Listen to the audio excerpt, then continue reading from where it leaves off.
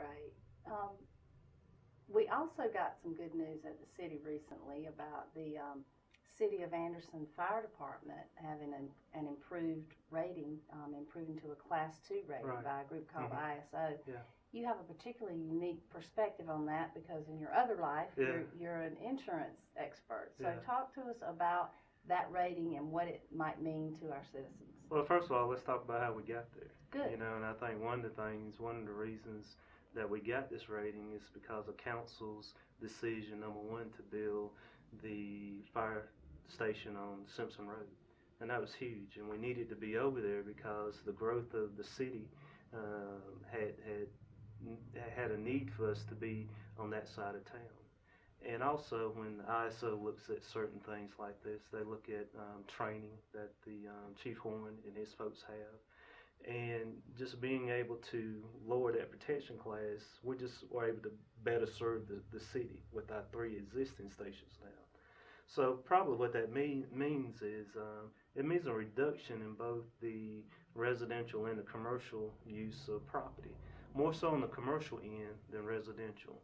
I think homeowners will see decreases, but the commercial folks who own businesses, whether it be retail or restaurants, they will see probably the biggest percentage decrease in their premiums. So people could actually see a decrease in their insurance premiums because of the safer rating. Exactly. You know, and I think also with that station being a first responder station too, where we share space with MedShore.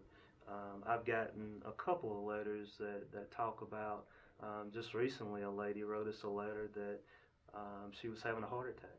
And just because of the quick response time from that Simpson Road fire station to her home with the EMS, our folks were able to get out there and get her to the hospital. And she says that just because of that location, she's ever grateful for that particular first responder unit right there.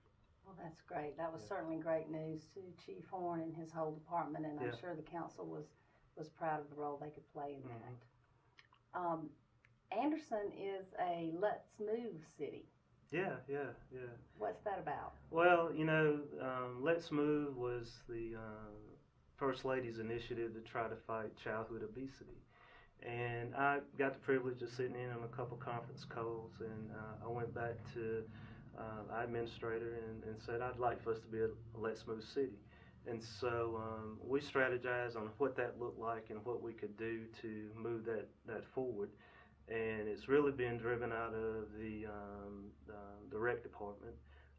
Bobby Bevel has an intern or an employee over there that's really moving it. Brandy Greer in my office is helping a lot too. And so what we did this summer, we focused in this summer on things that we could do to get kids moving. And we've had a couple walks, we've had a scavenger hunt, and probably by and large the biggest Let's Move event was the Zumba, where we had 35, 40 people, kids, adults doing Zumba. Now I don't know how to do Zumba, but I understand that it was a pretty good event. That's great. Anything else you'd like to share with us today before we wrap up? You know, the one thing I would say is that as mayor of the city of Anderson, it's always a privilege to talk about our city and talk about our council.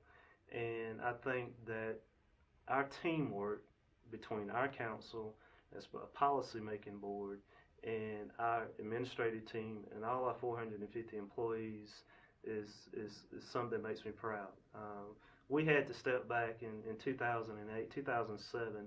Our folks saw the economic slowdown coming, and we kind of got ahead of it, and we implemented a couple programs. And you mentioned earlier, we talked about our 3 initiatives, which were neighborhood, housing, and downtown and recreation. And those were our 3 priorities, and we added what we called a plus. And that was to bring our employees, our teammates in and really explain to them that we were going through a tough time and that the possibility of no raises and that we had to do things more efficiently. And we got that buy-in, and I want to tell you it's been great. When we look at some of the things that our employee base has suggested in regards to ways to save money, ways to work well together. It's very encouraging.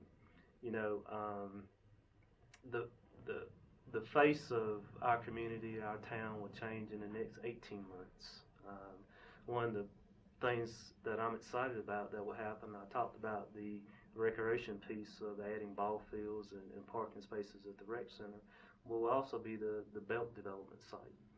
And that's very important because that belt site has been there for a while and we've owned it.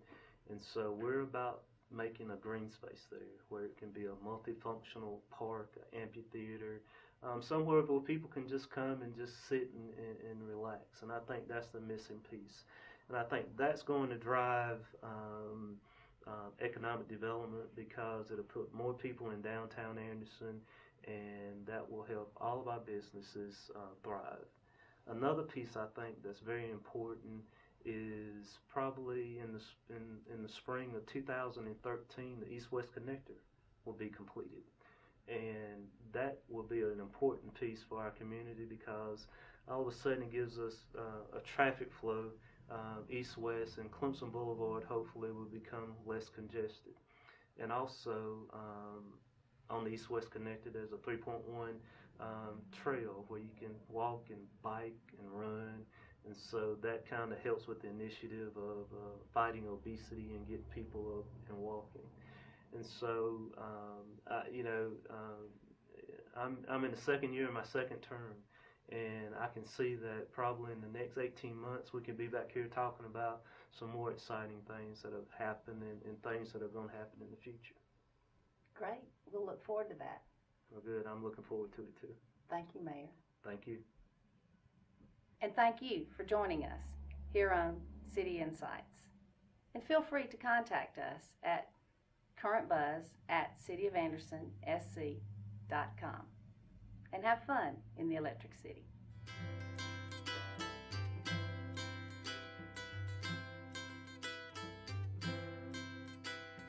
Hello, my name is Dale Horn. I'm Chief of the Anderson City Fire Department. Have some good news to share with you today.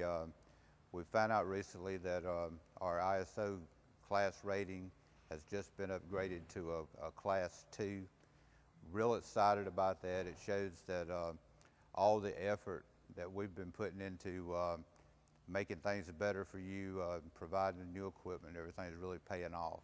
We would really like to thank City Council for providing us with the tools that were necessary to obtain this rating.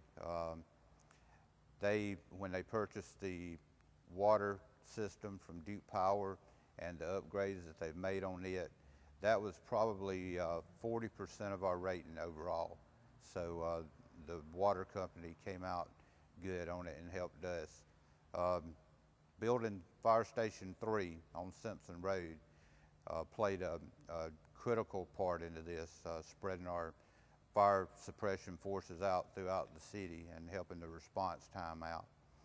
And we was also able to apply for a grant from FEMA. It's called the SAFER grant, and we did win that grant, and it helped provide us with the additional manpower to put the 4-man crews back on our engines, and that helped out a lot. So all those things together, the communications center, central dispatch played another critical part.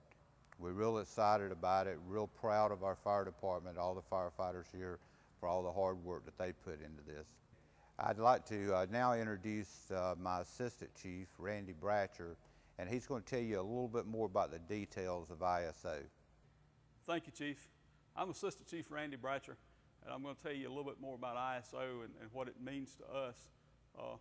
Everybody hears ISO. What does that mean? It's Insurance Service Offices, and what they do, they come in and grade our fire protection system on a scale of 1 to 10, 1 being the best, 10 being the worst, or no fire protection at all. And then they come back with all their information that they've put together, and they give us a rating.